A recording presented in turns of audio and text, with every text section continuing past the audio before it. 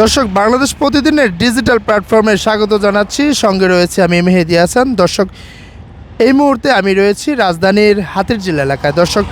আজ শুক্রবার দুপুর 1:53 দিকে ভয়াবহ ভূমিকম্প অনুভূত হয়েছে এবং এই ভূমিকম্পটি কিন্তু ইএমএসসি অর্থাৎ যে ভূমিকম্প পর্যবেক্ষণ সংস্থা ইএমএসসি রয়েছে তার পদ্মা সেতু, মেট্রো রেল এবং এলিভেটেড এক্সপ্রেসওয়ে নির্মাণের গর্বিত অংশীদার বসুন্ধরা সিমেন্ট তাদের যে রিক্টার স্কেলের মাপ অনুযায়ী 5.3 এবং এই ভূমিকম্পটি অনুভূত হয়েছে আজ দুপুর 1:53 দিকে এবং সে সময় কিন্তু জুমার নামাজের সময় কিন্তু অনেকেই এই ভূমিকম্পের কারণে কিন্তু মসজিদ থেকে বের হননি। দর্শক, এই ভূমিকম্পটি অনুভূত হয়েছে এবং এটির উৎপত্তিস্থল ছিল ভারতের গোসাবা থেকে 47 কিলোমিটার উত্তর পূর্বে এবং বাংলাদেশের যে সাতক্ষীরা থেকে 29 কিলোমিটার দক্ষিণ পূর্বে, অর্থাৎ এই ভূমিকম্পটি কিন্তু দীর্ঘ ভয়াবহ রূপ ধারণ করেছে এবং টানা কয়েক সেকেন্ডের এই ভূমিকম্প অনুভূত হয়েছে,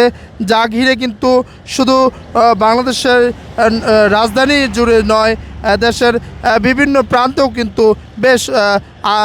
মানুষের মধ্যে আতঙ্ক বিরাজ করছে। বিশেষ করে সাতক্ষীরার মানুষের মধ্যে, অর্থাৎ সাতক্ষীরায় কিন্তু বেশি ভূমিকম্প অনুভূত হয়েছে এবং টানা কয়েক সেকেন্ডের এই ভূমিকম্প অনুভূত ঘিরে কিন্তু নগর জুড়ে এক ধরনের যে আতঙ্ক সেটি কিন্তু আমরা লক্ষ্য করতে পেরেছি।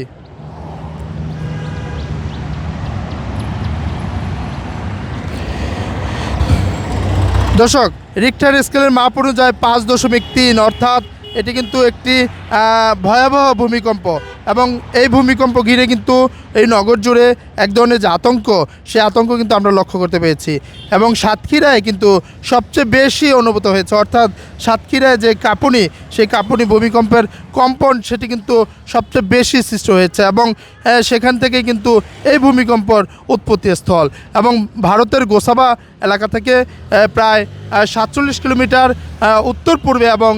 বাংলাদেশের যে সাতক্ষীরা, সে সাতক্ষীরায় থেকে কিন্তু প্রায় 29 কিলোমিটার দক্ষিণ পূর্বে এই ভূমিকম্পটি অনুভূত হয়েছে এবং টানা কয়েক সেকেন্ডের এই ভূমিকম্প ঘিরে কিন্তু এক ধরনের যে আতঙ্ক, সে আতঙ্ক কিন্তু বিরাজ করছে। দর্শক, নগর জুড়ে ভূমিকম্পের যে এক ধরনের ভয়াবহতা সেটি কিন্তু আমরা লক্ষ্য করতে পেরেছি এবং মানুষের মধ্যে এই ভূমিকম্প ঘিরে কিন্তু এক ধরনের যে ভয়, সে ভয় কাজ করছে।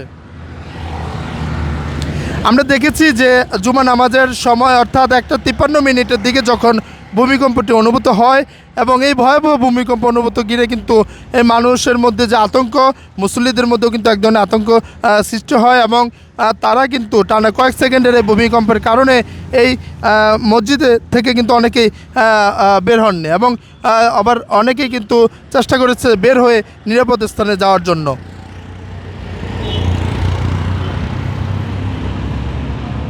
দর্শক, ভয়াবহ ভূমিকম্প ঘিরে নগর জুড়ে শুধু নয়, নগরের আশেপাশেও